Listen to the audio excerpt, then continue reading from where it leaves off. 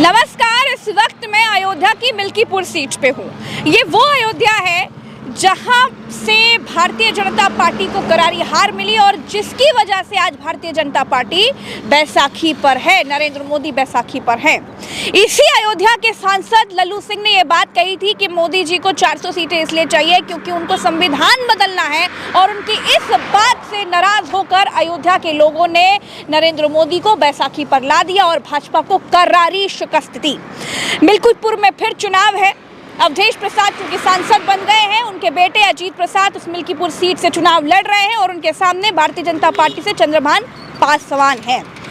क्या होने वाला है? टक्कर दो पार्टियों की है, भाजपा की और सपा की।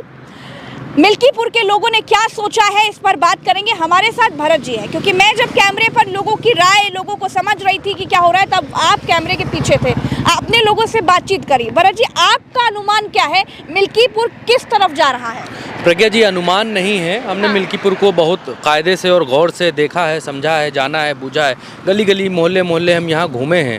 इस अनुमान के मुताबिक या जो हमने देखा है, हमारे देखने के मुताबिक मिल्कीपुर किधर जा रहा है, दर्शकों को इस बारे में बताना चाहिए और उससे एक ओवरव्यू मिलेगा दर्शकों को कि वाकई में एक्चुअल में होने क्या वाला है। क्योंकि अखिलेश यादव ये आरोप लगा रहे हैं कि मिल्कीपुर के भीतर भारतीय जनता पार्टी प्रशासन के साथ मिलकर डीएम, एसडीएम और इन सब लोगों के साथ मिलकर चुनाव लड़ रही है। आधा चुनाव प्रशासन लड़ रहा है, आधा भारतीय जनता पार्टी लड़ रही है। असलियत क्या है मिल्कीपुर की, ये बताना बेहद आवश्यक है।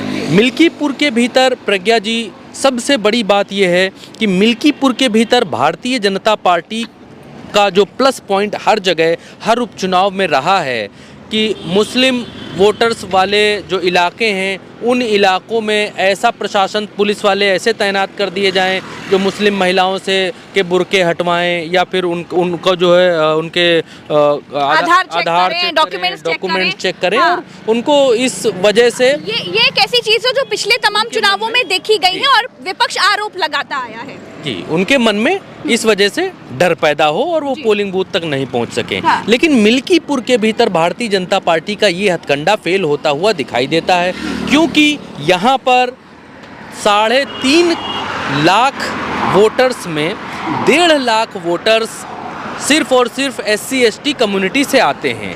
यानी SC ST समुदाय जिसके साथ जाएगा वही जीत का तिलक लगाएगा। नंबर 1 बात। नंबर 2, जब 1.5 लाख SC ST हैं, 55,000 लगभग यादव हैं, 20,000 के आसपास जो है और पिछड़े लोग हैं, जैसे मौर्य बिरादरी हो गई या पाल बिरादरी हो गई या और बिरादरियां जो छोटी छोटी हैं, लगभग जो हैं ये बिरादरियां मिलके 40-45 हज़ार बनाती हैं। 55,000 यादव, 40-45 और गैर यादव पिछड़ा, 1 लाख ये होता है। 1.5 लाख होता है दलित। तो 2.5 लाख की आबादी 3.5 लाख में वो हो गई है जो कि समाजवादी पार्टी का वोट इससे पहले रहा है 2024 के लोकसभा चुनावों में। और आज की तारीख में भारतीय जनता पार्टी को अगर जीतना है यहाँ से, तो भारतीय जनता, लेकिन भरत जी, एक चीज और भी मैं आपसे जानना चाहूंगी। मैं बात पूरी कर लूँ प्रज्ञा जी। तो अगर भारतीय जनता पार्टी को जीतना है यहाँ से, तो SC ST समुदाय में सेंध लगानी पड़ेगी और SC ST समुदाय भारतीय जनता पार्टी के साथ इतनी आसानी से जाता हुआ दिखाई नहीं दे रहा है। और दूसरी तरफ जो मुस्लिम समाज को पहचान कर उनको रोकने की कोशिश या साजिश होती थी, वो कोशिश भी यहाँ पर सफल होती हुई दिखाई नहीं दे सकती है। भारतीय जनता पार्टी के आगे राह का रोड़ा ये हो सकता है, लेकिन यहाँ पर हमने जो देखा है वो है दलित समाज का वोट किधर जा रहा है, सबसे बड़ा ये सवाल है। और दलित समाज का वोट जिधर जा रहा है प्रज्ञा जी, वो हमें बटा हुआ दिखाई देता है, क्योंकि आजाद समाज पार्टी भी मैदान में है। अच्छा, एक चीज मैं और जानना चाहूंगी, बसपा चुनाव लड़ नहीं रही उपचुनाव, लेकिन एक चीज और समझना चाहूंगी कि देखिए, पासी समाज से ही चंद्रभान पासवान भी आते हैं और पासी समाज से ही अजीत प्रसाद, अवधेश प्रसाद के बेटे भी हैं। तो ये एक बड़ा फैक्टर होगा क्योंकि दोनों ही पासी समाज से हैं और लोगों में एक ये भावना है कि वो तो लोकसभा चुनाव चलिए हो गया, लेकिन विधानसभा चुनाव में आप किसको चुनना है? अवधेश प्रसाद की तरफ जाना है, या दलित समाज की मैं बात कर रही हूँ, अवधेश प्रसाद की तरफ जाना है या फिर चंद्रभान पासवान की तरफ जाना है, क्योंकि दोनों ही सेम बरादरी में हैं। देखिए प्रज्ञा जी, पासी समाज के कैंडिडेट्स को टिकट ही इसलिए दिया गया है क्योंकि यहाँ पासी समाज जो है वो बहुतायत संख्या में है, ज़्यादा संख्या में है। भारतीय जनता पार्टी के पास जो माइनस पॉइंट है प्रज्ञा जी, माइनस पॉइंट ये है कि ब्राह्मण वोटों में बिखराव है। अच्छा। अगर एससी समाज में यानी दलित वोटों में बिखराव यहाँ पर देखा जा रहा है तो ब्राह्मण वोटों में भी बिखराव देखा जा रहा है। भारतीय जनता पार्टी के अपने कोर वोटों में बिखराव यहाँ पर बिल्कुल क्लियर और साफ दिखाई दे रहा है। आंकड़े समाजवादी पार्टी के पक्ष में गवाही देते हैं कि समाजवादी पार्टी ये सीट आसानी से निकाल सकती है। जो जातिगत आंकड़े हैं वो इस बात को पुष्ट करते हैं, लेकिन जो उपचुनाव हैं, उपचुनाव सत्ता और शासन का चुनाव माना जाता है। अगर मजबूती से यहाँ पर समाजवादी पार्टी चुनाव लड़ती है, इंडिया का जो ब्लॉक है ये मजबूती से चुनाव लड़ता है, तो बहुत मुश्किल नहीं होगी भारतीय जनता पार्टी को यहाँ से हराने में। लेकिन इस प्रक्रिया में समाजवादी पार्टी को, अवधेश प्रसाद को अपना जो एससी वोटर है वो पकड़ कर रखना पड़ेगा। जिस रोड पर हम खड़े हैं, मैं यहाँ का भूगोल भी बता देता हूँ, जिस रोड पर हम खड़े हैं इस रोड के इस तरफ का जो इलाका है, इस तरफ के इलाके में समाजवादी पार्टी मजबूत दिखाई देती है। अच्छा। हमारे रोड के इस तरफ का जो इलाका है, इस इलाके में, क्योंकि ये इलाका जाता है रुदौली की तरफ, बाराबंकी का जो रुदौली इलाका है वहाँ पर जाता है, ये रोड इधर निकल जाता है, उसी के अगल बगल सारा इलाका पड़ता है।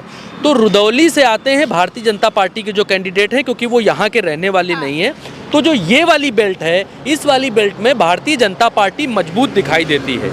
लेकिन जैसे ही इस वाली बेल्ट के भीतर जाते हैं, इस वाली बेल्ट के भीतर यादवों का दबदबा, पिछड़ों का दबदबा दिखाई देने लगता है और मुस्लिम कम्युनिटी का जो दबदबा है वो दिखाई देने लगता है। और यादवों की संगत में, मुस्लिम समाज की संगत में और जो पिछड़ों की संगत में जो एससी समाज है इस बेल्ट का, वो कोर एक साथ समाजवादी पार्टी में जाने का मन बना रहा है। हमने जितनी राय ली है उसमें ये बिल्कुल क्लियर कट दिखा है।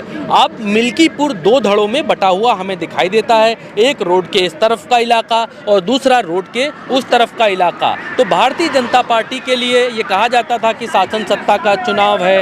अब ये साइकिल अजीत प्रसाद जी की ये गाड़ी जा रही है यहाँ से और ये चुनाव ऐसे ही चल रहा है जी। और इसी तरीके से हम घूम रहे हैं, देख रहे हैं और जानने की कोशिश कर रहे हैं कि मिल्कीपुर आंकड़ों में किधर जा रहा है, ज़मीन पर किधर जा रहा है, चुनाव प्रचार में किधर जा रहा है, प्रचार करने में कौन मजबूत है। तो बेहद बिल्कुल बिना लाग लपेट के मैं एक बात प्रज्ञा जी कहना चाहता हूँ, मिल्कीपुर के भीतर प्रचार करने में और ज़मीन पर उतरने में हमें भाजपा प्लस दिखाई देती है, लेकिन मिल्कीपुर के भीतर जो जातिगत आंकड़े हैं वो अवधेश प्रसाद की तरफ इशारा करते हुए दिखाई देते हैं कि उनके लिए जातिगत आंकड़े उनके हिसाब से मुफीद बैठ रहे हैं। बिल्कुल, और जो अखिलेश यादव का पीडीए वाला फॉर्मूला है वो उसका असर यहाँ पर ज़रूर देखने को मिल रहा है। तो ये जो मिल्कीपुर का चुनाव है दोस्तों, ये बेहद, इसका मिजाज बिल्कुल अलग है। देखिए, वो आपको चंद्रभान पासवान की गाड़ी भी नजर आएगी, चुनाव का समय है, आपको हर तरफ प्रचार नजर आएगा। कहीं आपको सपा दिखेगी प्रचार करते हुए, कहीं आपको बीजेपी दिखेगी, टक्कर ही नहीं दोनों में है। और जो बाकी कुछ हो रहा है ये हम आपको बताते रहेंगे। मिजाज बिल्कुल अलग है, इसलिए मैं आपसे कहूँगी कि आपको सिर्फ एक वीडियो में समझ नहीं आएगा कि मिल्कीपुर किधर जा रहा है, क्या होने जा रहा है। इसके लिए आपको हमारे साथ बने रहना है और एक एक ग्राउंड रिपोर्ट्स को बहुत गौर से देखना है और समझना है कि मिल्कीपुर किस तरफ जा रहा है, क्या होने जा रहा है। फिलहाल के लिए इतना ही। आज हमने मिल्कीपुर के लोगों से बात की, ग्राउंड में जानने की कोशिश की कि हालात क्या है। आपको बताते रहेंगे कि चुनाव में क्या होने जा रहा है, चुनाव का मूड क्या है, मिल्कीपुर क्या चाहता है। आइए मेरे साथ।